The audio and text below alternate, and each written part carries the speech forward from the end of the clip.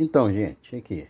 Tô aqui com o Hubsan Mini Pro, né? Vamos decolar ele aqui para teste. E a câmera dele aqui, logo de imediato eu já vi que tá muito bacana, viu? Muito bom mesmo, olha só. Eu decolei o Mini 2, né, da DJI e achei ótima, mas esse aqui tá superando, viu? Esse aqui, a câmera é fantástica. Tô aqui na rodovia fazendo um teste. Eu decolei ele, eu fui numa distância até 2.000 metros para teste, tá? E bati algumas fotos e tal, mas o principal é a filmagem e realmente está me surpreendendo. A filmagem dele é muito boa mesmo. Nossa, que fantástico, viu? Olha só.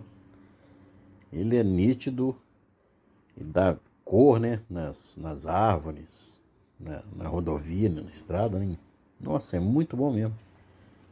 Nossa, a Hubsan acho que acertou nessa aí. Vamos ver se vai continuar assim. Então, vamos em diante. E vou tocar aí essa filmagem aí que tem muita coisa bacana aí, viu? Vamos lá.